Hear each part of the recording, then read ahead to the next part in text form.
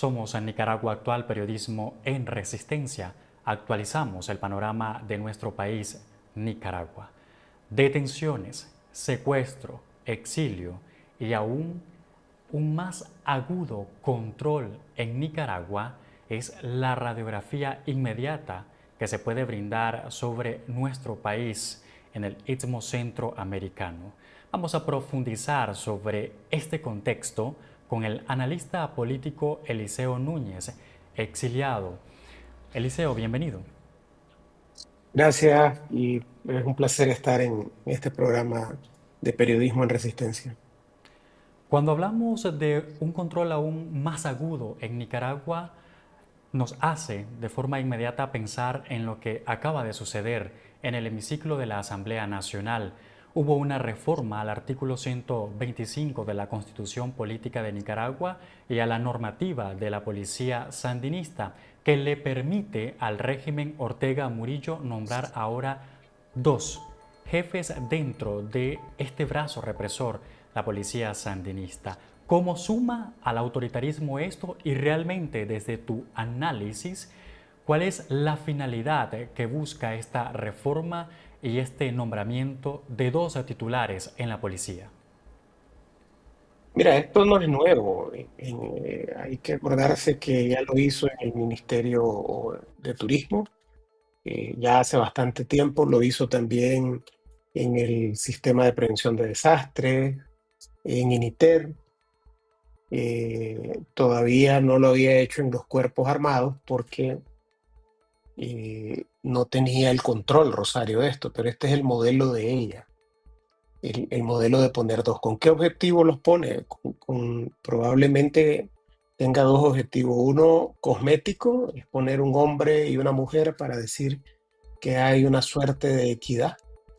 Y el objetivo de fondo es tener un control cruzado, es decir, pone dos personas en el mismo nivel que le permiten a ella poder mantener una tensión interna y esto a su vez le da seguridad de que el que está ahí no la va a traicionar porque hay otro vigilándolo.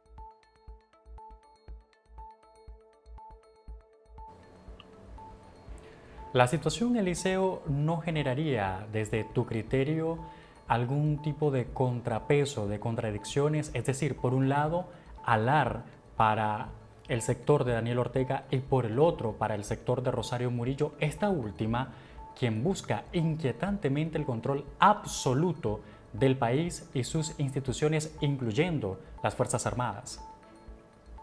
La policía es de ella totalmente, la policía no tiene bando con Ortega. Es más, o sea, yo dudo eh, que esa división Ortega-ella exista, pues yo creo que ellos dos son dos caras de una misma moneda, no dividirlos creo que es un error en el análisis. Sin embargo, la policía, vuelvo a decirlo, le ha sido dado en control a Rosario por Ortega desde hace rato. No es el mismo caso del ejército en que aparenta Ortega tener alguna influencia en él, pero ya la policía está totalmente entregada al control de Murillo. Entonces, esto no es entre dos bandos. Ortega está de acuerdo con esto y es porque, como te digo, Rosario desconfía de la jefatura actual de la policía y va a desconfiar de la que ponga y de cualquiera y por eso requiere de dos. La parte cosmética, como te digo, es para decir de que el poder está distribuido entre hombres y mujeres, pero la parte de fondo es mantener este control cruzado que le permite a ella poder básicamente controlar a través de la tensión que se generan en dos cargos del mismo nivel. La policía entró ya a esto, pues que es lo mismo que sucede en otras instituciones que tienen rato de estar con dos codirectores. ¿Cómo podríamos explicar qué gana Rosario Murillo con el control absoluto de la policía? Y usted mencionaba en su análisis inicial de que esto de tener dos cabezas dentro de una institución como titulares ha venido replicándose en ya varias instituciones, sin embargo no había llegado hasta las Fuerzas Armadas. ¿Cree usted que la próxima puerta que toque esta acción es la del ejército de Nicaragua?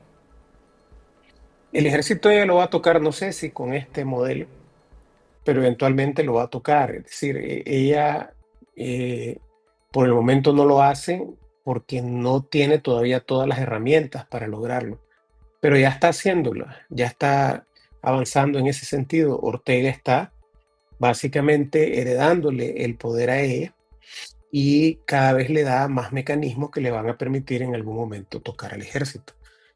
Hoy no lo hace porque no puede, no porque no quiera. Son dos cosas bien diferentes.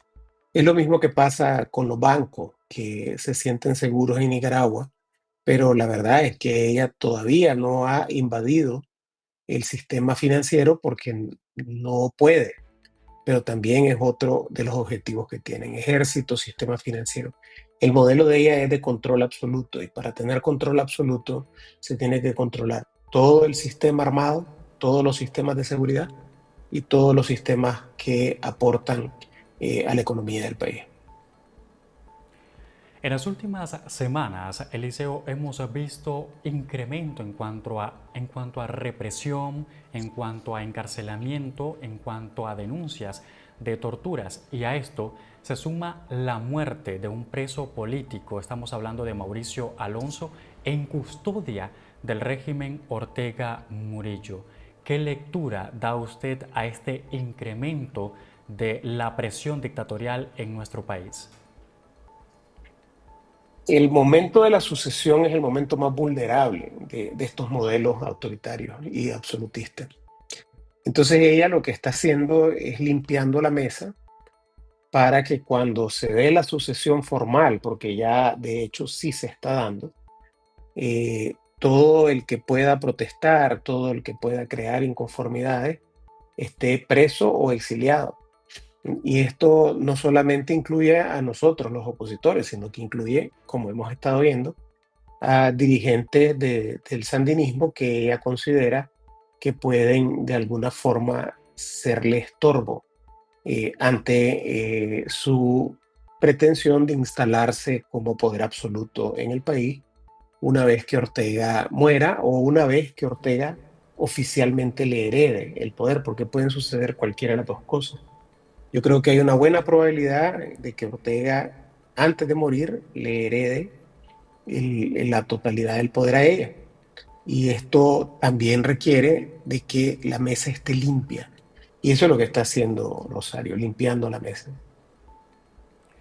Recientemente Estados Unidos se ha referido y condenado las acciones arbitrarias y los hechos como la muerte de un preso político en Nicaragua. ¿Qué papel juega esta determinación, esta forma de decir de Estados Unidos que está pendiente de lo que sucede en Nicaragua, y cómo se entrelaza el desarrollo y la funcionalidad de la oposición nicaragüense? Primero hay que decir que es una barbaridad que el señor Alonso haya muerto en condición de desaparición, porque una cosa es que haya muerto eh, porque lo capturaron, porque le iniciaron un proceso, porque tuvo sus abogados y se enfermó, y que producto de esta enfermedad ocurrió el deceso mientras estaba privado de libertad. Eso puede suceder en cualquier país, pero no es lo que sucede en Nicaragua.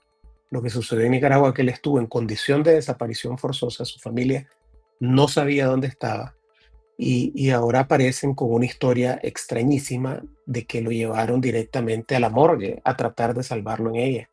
Es decir, estas cosas son reflejo del grado de deshumanización que opera en Nicaragua y que las fuerzas de represión tienen.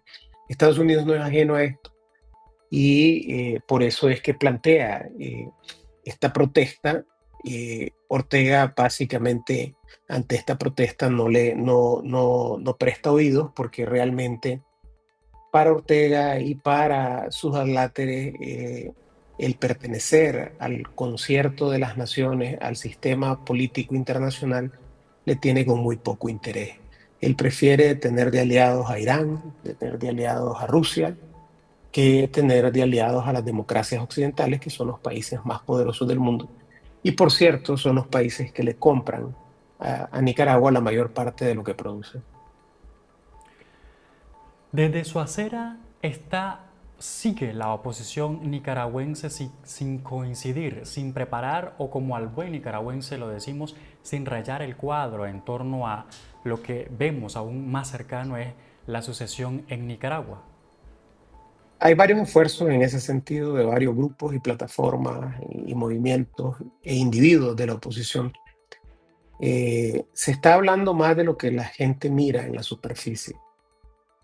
Obviamente siempre hay los problemas que hemos enfrentado que ahora se acrecentan con la dispersión del liderazgo y con el exilio, que genera también una suerte de desconexión con lo que está pasando adentro del país, y en la medida que ese exilio se alarga, esa desconexión te obliga a que la toma de decisiones tenga que pasar por procesos mucho más largos porque tenés que informarte de lo que pasa dentro del país para tocar polo a tierra con lo que hay en Nicaragua.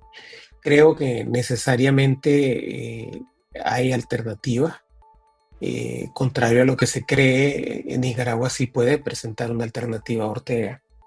Ya lo hizo en los años 80, nadie estaba listo para presentar una alternativa. Salió doña Violeta Barrio y fue una alternativa y pudo ganar. Es decir, con doña Violeta se demuestra que cuando los procesos realmente se dan bajo modelos democráticos y cuando se dan con el respaldo de la comunidad internacional, Nicaragua está lejos de convertirse en una anarquía. La falta de Ortega no va a significar anarquía en el país. Tenemos capacidad de construir un país más allá de Ortega. Y eso no hablo solo por el grupo opositor al cual yo pertenezco, sino por todos los grupos opositores. Ahora quiero que nos encarguemos rápidamente sobre la situación mundial que acapara titulares y que por supuesto tiene sus ciertos señalamientos hacia Nicaragua. Estados Unidos tiene un despliegue militar en el Mar Caribe frente a las costas de Venezuela, esto para combatir el narcotráfico, específicamente el Cártel de los Soles que integra el narcopresidente de Venezuela, Nicolás Maduro. Ortega ha salido en defensa de este dictador venezolano y ha pedido una respuesta de los países de Latinoamérica para apoyar a Nicolás Maduro. Recientemente se ha dicho que Nicaragua podría ser el país o uno de los países refugio de este dictador en el caso de que saliese del poder. ¿Usted cómo considera, o precisamente la pregunta es, ¿usted cree realmente que Nicaragua sea un destino para Nicolás Maduro una vez fuera del poder? No, no. Yo creo que esos vuelos y eso es traslado de activos ante cualquier eventualidad, que yo la miro poco probable. Yo creo que la movilización de Estados Unidos en el Mar Caribe obedece básicamente a un control de las rutas de narcotráfico. Todos los analistas militares que se escuchan coinciden en que esa fuerza que está ahí no es una fuerza que sea para asestar un golpe a un país del tamaño de Venezuela. Hay que tomar en cuenta que cuando se invadió Panamá, movilizaron más de 27.000 marines y el ejército panameño era cerca de 12.000 personas. Es decir, la proporción era 2-1 con lo que estaban básicamente, con los que estaban supuestos a defender la posición de Noriega. Esto estamos hablando de 4.000 marines y estamos hablando de barcos que tienen una enorme capacidad de detectar la movilización de las rutas de narcotráfico frente a las costas venezolanas, que es algo que preocupa a todo el continente. La probabilidad de una acción militar hasta el momento es relativamente baja. No es que no exista, puede existir, pero lo que estamos viendo según analistas militares no indica eso. Ahora, los vuelos hacia Nicaragua yo creo que obedecen a un traslado de activos que está haciendo Maduro en caso de que algo suceda, porque por muy baja que sea esta probabilidad, él va a prepararse. Y yo miro como destino de Maduro, en caso de que suceda, Rusia. No miro como destino de Maduro Nicaragua. Finalmente, Eliseo, ¿qué intereses es los que preocupa a Daniel Ortega para que responda de esta manera en torno a la situación de Venezuela? Él sabe que si hay una acción decidida de los Estados Unidos, que como te digo, todavía no la miro con una alta probabilidad, en Venezuela, el soporte militar de él dudará que si es capaz de mantener el régimen. Y puede abrirse la posibilidad de que Ortega sea removido por sus propias fuerzas de seguridad. Y ese es el temor mayor que tiene Ortega, que ante una amenaza militar mayor, los militares decidan que en lugar de enfrentarse a esa fuerza militar, remuevan la causa del problema, que es la familia Ortega Murillo. Entonces, Ortega está muy pendiente del tema venezolano por eso, pero yo sinceramente por el momento creo que lo que están haciendo es tratando de ahogar al régimen, que es otra manera de que caiga el régimen de Maduro, porque el ingreso por narcotráfico de Maduro es un ingreso bastante alto. Es un ingreso que por mucho multiplica por 10 el presupuesto total de las Fuerzas Armadas venezolanas. Es decir, si todo este ingreso o parte de este ingreso es utilizado para mantener esta fuerza y se corta, comenzarían a ver que solamente tienen el presupuesto de Venezuela para sobrevivir y esto generaría tensiones a lo interno de Venezuela. Creo que ese es el objetivo, yo me apunto a creer que ese es el objetivo de la administración Trump, no de un golpe militar, sino un golpe de dejar sin recursos adicionales al cartel de los soles y con esto dejar sin recursos adicionales a la nomenclatura que está alrededor de Maduro y principalmente a los estamentos militares que lo defienden. Eliseo Núñez, analista político, gracias por su visión sobre el contexto de Nicaragua. Muchísimas gracias.